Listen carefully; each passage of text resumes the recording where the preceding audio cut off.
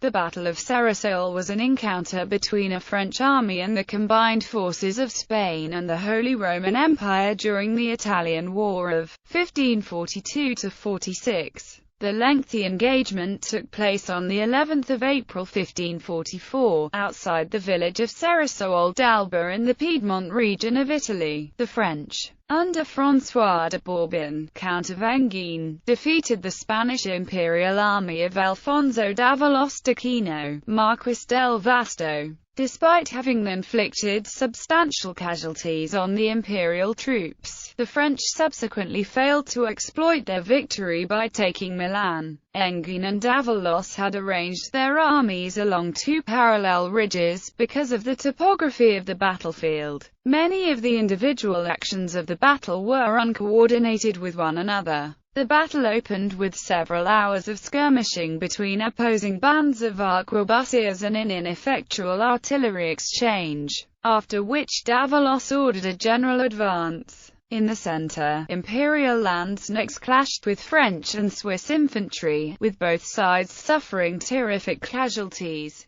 In the southern part of the battlefield, Italian infantry in imperial service were harried by French cavalry attacks and withdrew after learning that the imperial troops of the center had been defeated. In the north, meanwhile, the French infantry line crumbled, and Enghien led a series of ineffectual and costly cavalry charges against Spanish and German infantry before the latter were forced to surrender by the arrival of the victorious Swiss and French infantry from the center. Ceresole was one of the few pitched battles during the latter half of the Italian wars, known among military historians chiefly for the great slaughter that occurred when columns of intermingled arquebusiers and pikemen met in the center. It also demonstrates the continuing role of a traditional heavy cavalry on a battlefield largely dominated by the emerging pike and shot infantry. Prelude. The opening of the war in northern Italy had been marked by the fall of Nice to a combined Franco-Ottoman army in August 1543. Meanwhile, Spanish imperial forces had advanced from Lombardy towards Turin, which had been left in French hands at the end of the previous war in 1538.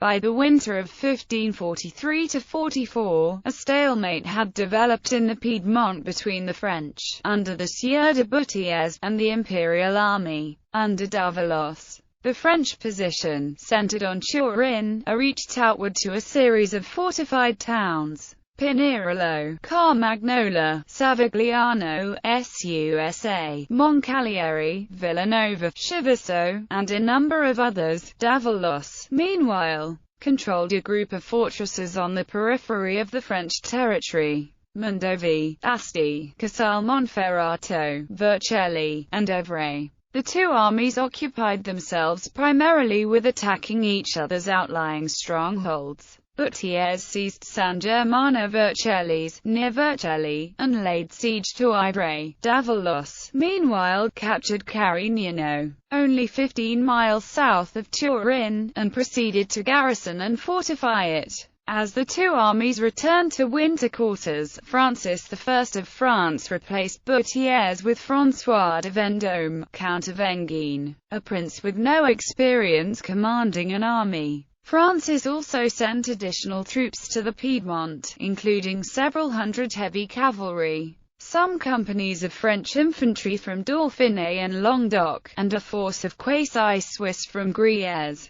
In January 1544, Enghien laid siege to Carignano, which was defended by imperial troops under the command of Piero Colonna. The French were of the opinion that d'Avalos would be forced to attempt a relief of the besieged city, at which point he could be forced into a battle, but as such pitched battles were viewed as very risky undertakings, Enghien sent Blaise de Lastre and Massencombe, Seigneur de Montluc, to Paris to ask Francis for permission to fight one. Montluc apparently convinced Francis to give his assent, contingent on the agreement of Enghien's captains, over the objections of the Comte d'Estrées, Paul, who complained that a defeat would leave France exposed to an invasion by d'Avalos's troops at a time when Charles V and Henry VIII of England were expected to attack Picardy. Montluc, returning to Italy, brought with him nearly 100 volunteers from among the young noblemen of the court,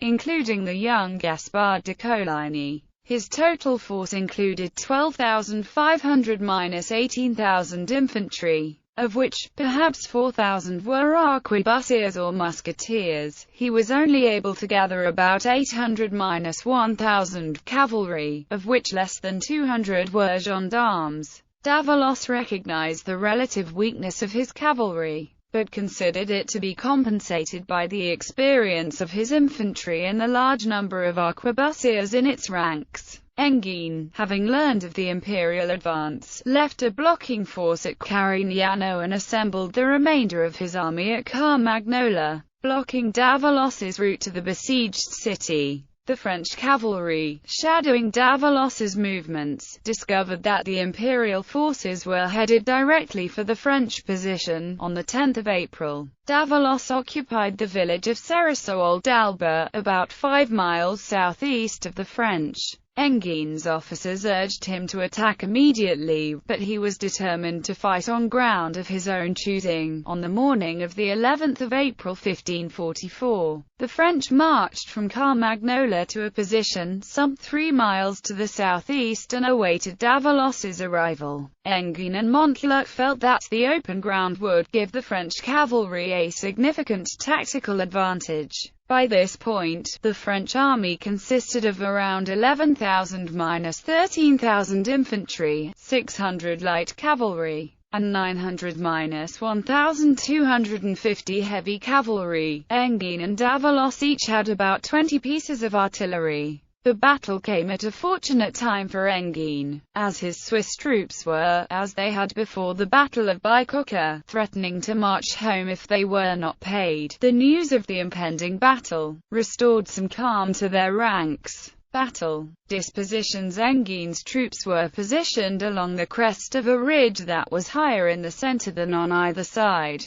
preventing the wings of the French army from seeing each other. The French army was divided into the traditional battle vanward and rearward corps, corresponding to the center and right and left wings of the French line. On the far right of the French position was a body of light cavalry, consisting of 3 companies under Des Bernardino, and Mora, with a total strength of around 450 to 500 men. To their left was the French infantry under de Tais, numbering around 4,000, and, farther to the left, a squadron of 80 gendarmes under Berthiers, who was nominally the commander of the entire French right wing. The center of the French line was formed by 13 companies of veteran Swiss, numbering about 4,000, under the joint command of William Frulich of Soleure and a captain named Street Julian. To their left was Engin himself with 3 companies of heavy cavalry, a company of light horse, and the volunteers from Paris, in total, around 450 troopers. The left wing was composed of 2 columns of infantry, consisting of 3,000 of the recruits from Gruyères and 2,000 Italians, all under the command of Sieur Descroze.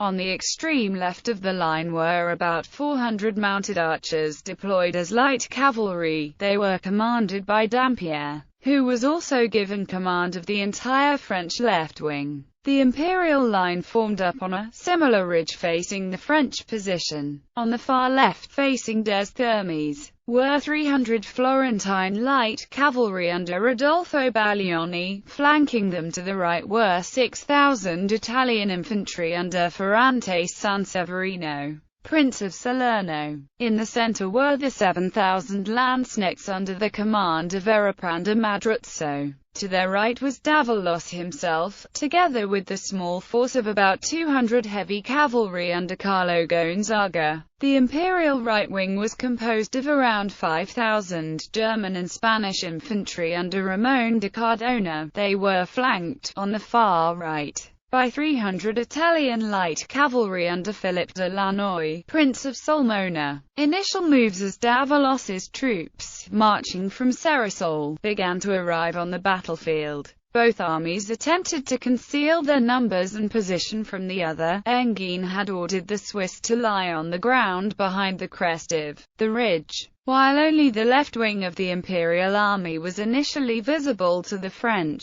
Davalos sent out parties of arquebusiers in an attempt to locate the French flanks. Engin, in turn, detached about 800 arquebusiers under Montluc to delay the Imperial advance. The skirmishing between the arquebusiers continued for almost 4 hours. Martin du Bellay, observing the engagement, described it as a pretty sight for anyone who was in a safe place and unemployed, for they played off on each other all the ruses and stratagems of petty war. As the extent of each army's position was revealed, Engin and Davalos both brought up their artillery. The ensuing cannonade continued for several hours, but had little effect because of the distance and the considerable cover available to the troops on both sides. The skirmishing finally came to an end when it seemed that Imperial cavalry would attack the French arquebusiers in the flank. Montluc then requested assistance from Desthermes, who advanced with his entire force of light cavalry. Davalos, observing the French movement, ordered a general advance along the entire Imperial line. At the southern end of the battlefield, the French light cavalry drove Baglioni's Florentines back into San Severino's advancing infantry, and then proceeded to charge directly into the infantry column. The Italian formation held, and Desthermes himself was wounded and captured, but by the time San Severino had dealt with the resulting disorder and was ready to advance again, the fight in the center had already been decided. A wholesale slaughter. The French infantry, mostly Gascons, had meanwhile started down the slope towards San Severino. Montluc, noting that the disorder of the Italians had forced him to a standstill, suggested that de Tais attack Madruzzo's advancing column of lanzknechts instead. This advice was accepted, and the French formation turned left in an attempt to strike the lanzknechts in the flank. Madruzzo responded by splitting his column into 2 separate portions, one of which moved to intercept the French while the other continued up the slope towards the Swiss waiting at the crest. The pike and shot infantry had by this time adopted a system in which arquebusiers and pikemen were intermingled in combined units. Both the French and the Imperial infantry contained men with firearms interspersed in the larger columns of pikemen. This combination of pikes and small arms made close-quarters fighting extremely bloody. The mixed infantry was normally placed in separate clusters, with the arquebusiers on the flanks of a central column of pikemen, at Ceresole. However, the French infantry had been arranged with the first rank of pikemen followed immediately by a rank of arquebusiers, who were ordered to hold their fire until the 2 columns met. Montluc, who claimed to have devised the scheme, wrote that, "In this way we should kill all their captains in the front rank. But we found that they were as ingenious as ourselves, for behind their first line of pikes they had put pistoliers. Neither side fired till we were touching, and then there was a wholesale slaughter. Every shot told. The whole front rank on each side went down." The Swiss, seeing the French engage one of the 2 columns of lanzknechts, finally descended to meet the other, which had been slowly moving up the hillside. Both masses of infantry remained locked in a push of pike until the squadron of heavy cavalry under Boutiers charged into the lanzknechts' flank, shattering their formation and driving them down the slope. The Imperial heavy cavalry, which had been on the lanzknechts' right, and which had been ordered by Davalos to attack the Swiss, recoiled from the pikes and fled to the rear, leaving Carlo Gonzaga to be taken prisoner. The Swiss and Gascon infantry proceeded to slaughter the remaining lanzknechts, whose tight order precluded a rapid retreat, as they attempted to withdraw from the battlefield. The road to Ceresole was littered with corpses. The Swiss, in particular, showed no mercy, as they wished to avenge the mistreatment of the Swiss garrison of Mondovi the previous November. Most of the lanzknechts officers were killed, and while contemporary accounts probably exaggerate the numbers of the dead, it is clear that the German infantry had ceased to exist as a fighting force. Seeing this, Sanseverino decided that the battle was lost and marched away to Asti with the bulk of the Italian infantry and the remnants of Baglioni's Florentine cavalry. The French light cavalry, meanwhile, joined in the pursuit of the Landsknechts. Engagements in the north on the northern end of the battlefield, events had unfolded quite differently. Dampierre's cavalry routed Linoy's company of light horse, the Italians and the contingent from Gruyères, meanwhile, broke and fled, leaving their officers to be killed, without offering any real resistance to the advancing imperial infantry. As Cardona's infantry moved past the original French line, Engin descended on it with the entire body of heavy cavalry under his command. The subsequent engagement took place on the reverse slope of the ridge, out of sight of the rest of the battlefield. On the first charge, Engin's cavalry penetrated a corner of the imperial formation, pushing through to the rear and losing some of the volunteers from Paris. As Cardona's ranks closed again, the French cavalry turned and made a second charge under heavy arquebus fire. This was far more costly, and again failed to break the imperial column. Engin, now joined by Dampierre's light cavalry, made a third charge, which again failed to achieve a decisive result. Fewer than 100 of the French gendarmes remained afterwards. Engin believed the battle to be lost. According to Monteluc, he intended to stab himself, which ancient Romans might do, but not good Christians. When St. Julian, the Swiss commander, arrived from the center of the battlefield and reported that the imperial forces there had been routed, the news of the Landsknechts' defeat reached Cardona's troops at about the same time that it had reached Engin. The imperial column turned and retreated back towards its original position. Engin followed closely with the remainder of his cavalry. He was soon reinforced by a company of Italian mounted arquebusiers, which had been stationed at Racconigi and had started towards the battlefield after hearing the initial artillery exchange. These arquebusiers, dismounting to fire and then remounting, were able to harass the imperial column sufficiently to slow its retreat. Meanwhile, the French and Swiss infantry of the centre, having reached Ceresole, had turned about and returned to the battlefield. Monteluc, who was with them, writes, "When we heard at Ceresole that Engin wanted us, both the Swiss and we Gascons turned toward him. I never saw two battalions form up so quick. We got into rank again actually as we ran along, side by side. The enemy was going off at quick march, firing salvos of arquebuses, and keeping off our horse when we saw them, and when they descried us only 400 paces away, and our cavalry making ready to charge, they threw down their pikes and surrendered to the horsemen. You might see 15 or 20 of them round a man-at-arms, pressing about him and asking for quarter, for fear of us of the infantry, who were wanting to cut all their throats. Perhaps as many as half of the imperial infantry were killed as they were attempting to surrender. The remainder, about 3,150 men, were taken prisoner. A few, including the Baron of Seisenach, who had commanded the German infantry contingents, managed to escape. Aftermath. The casualties of the battle were unusually high, even by the standards of the time, and are estimated at 28% of the total number of troops engaged. The smallest numbers given for the imperial dead in contemporary accounts are between 5,000 and 6,000, although some French sources give figures as high as 12,000. A large number of officers were killed, particularly among the Landsknechts.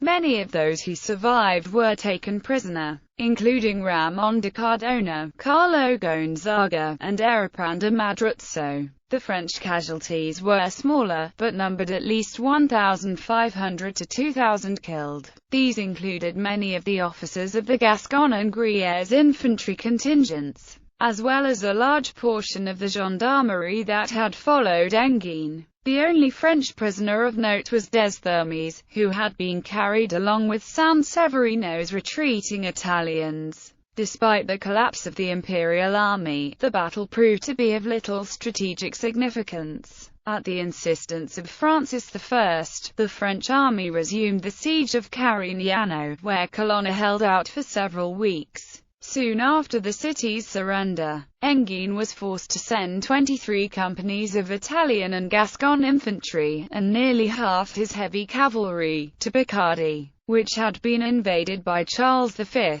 Left without a real army, Engin was unable to capture Milan. Davalos, meanwhile, routed a fresh force of Italian infantry under Pietro Strozzi and the Count of Pitigliano at the Battle of Ceresole. The end of the war saw a return to the status quo in northern Italy. Historiography. A number of detailed contemporary accounts of the battle have survived. Among the French chronicles are the narratives of Martin du Bellay and Blaise de Montluc, both of whom were present at the scene. The Sieur de Tavannes, who accompanied Engin, also makes some mention of the events in his memoirs. The most extensive account from the imperial side is that of Paolo Giovio. Despite a number of inconsistencies with other accounts, it provides, according to historian Charles Oman, valuable notes on points neglected by all the French narrators. The interest of modern military historians in the battle has centered primarily on the role of small arms and the resulting carnage among the infantry in the center. The arrangement of pikemen and arquebusiers used was regarded as too costly, and was not tried again in subsequent battles.